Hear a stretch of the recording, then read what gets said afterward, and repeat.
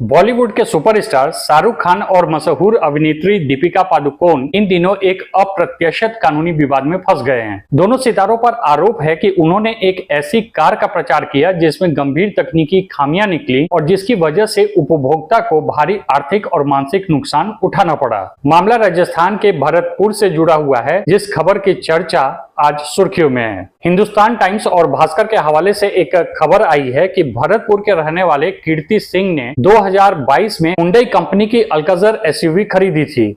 इस गाड़ी की कीमत 23 लाख रुपए से अधिक बताई जा रही है। शुरुआत में गाड़ी सामान्य रूप से चल रही थी, लेकिन कुछ ही महीनों के भीतर इसमें तकनीकी दिक्कतें सामने आने लगी। शिकायतकर्ता का कहना है कि उन्होंने बार बार कंपनी और डीलरशिप से संपर्क किया, लेकिन उनकी शिकायतों का समाधान नहीं किया गया। जब कंपनी की ओर से कोई ठोस कदम नहीं उठाया गया तो उन्होंने स्थानीय पुलिस से संपर्क किया, लेकिन पुलिस ने मामला दर्ज करने से इनकार कर दिया, जिसके बाद मिस्टर सिंह ने अदालत का दरवाजा खटखटाया। अदालत ने उनके पक्ष में आदेश देते हुए पुलिस को एफआईआर दर्ज करने का निर्देश दिया। 25 अगस्त को मथुरा गेट पुलिस थाने में एफआईआर दर्ज की गई। इसमें भारतीय दंड संहिता आईपीसी की धारा 420 यानी कि धोखाधड़ी, 406 यानी कि आपराधिक विश्वासघात और 120 बी यानी कि आपराधिक साजिश लगाई गई है। इसके अलावा नए भारतीय न्याय संहिता की धारा 312, 318, 316, 61 और 175(3) के तहत भी प्रकरण दर्ज किया गया है। ये धाराएं बेहद गंभीर मानी जाती हैं, खासकर जब मामला धोखाधड़ी और आपराधिक साजिश से जुड़ा हो। इसका सीधा अर्थ है कि शिकायतकर्ता केवल कंपनी पर ही नहीं बल्कि उन सभी पर आरोप लगा रहा है जिन्होंने किसी भी स्तर पर उपभोक्ताओं को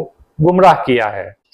शिकायतकर्ता ने केवल कार कंपनी को ही जिम्मेदार नहीं ठहराया है, बल्कि इसके साथ जुड़े कई बड़े नामों को भी आरोपी बनाया है। इसमें managing director Hyundai motor India Kanchipuram Tamil Nadu, chief operating officer Hyundai Gurugram Haryana, MD Malwa auto sales private limited Sonipat Haryana, director Malwa auto sales private limited, director Malwa auto sales private limited, Shahrukh Khan और Deepika Padukone as brand ambassador. शिकायतकर्ता का तर्क है कि जब बड़े सितारे किसी प्रोडक्ट का प्रचार करते हैं तो आम जनता उस पर भरोसा करती है। ऐसे में अगर प्रोडक्ट में खामी निकलती है तो ब्रांड एम्बेसडर भी जिम्मेदार होते हैं। यह पहला मौका नहीं है जब भारत में ब्रांड एम्बेसडर पर किसी प्रोडक्ट की खामियों को लेकर सवाल उठे हों। इससे पहले भी कई बार मशहूर हस्तियों को मुश्किलों का सामना करना पड़ा है। उदाहरण के तौर पर 2015 में मैगी नूडल्स विवाद के दौरान अभिनेता अमिताभ बच्चन, माधुरी दीक्षित और प्रीति जिंटा पर भी इस तरह के आरोप लगे थे कि उन्होंने लोगों को गुमराह किया है। भारत में 2019 में उपभोक्ता संरक्षण अधिनियम का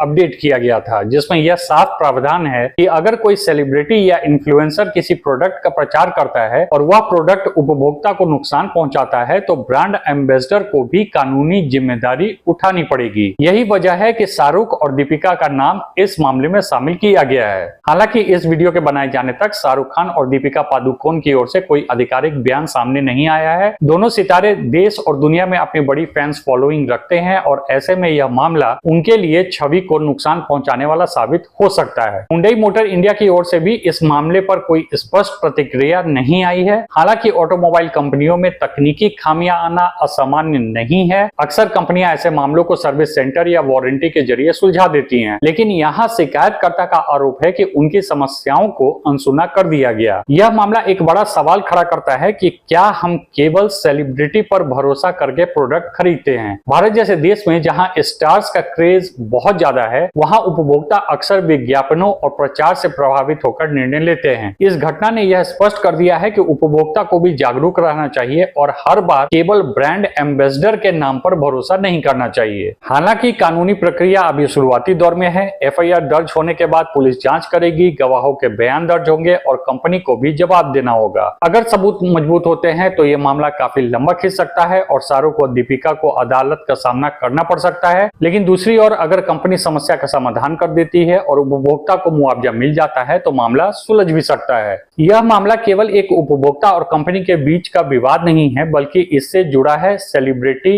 एंडोर्समेंट की जिम्मेदारी, उपभोक्ता अधिकारों की सुरक्षा व कंपनियों की पारदर्शिता। आपका इस पूरे घटनाक्रम के संबंध में क्या राय है, हमें कमेंट करके जरूर बताएं। धन्यवाद।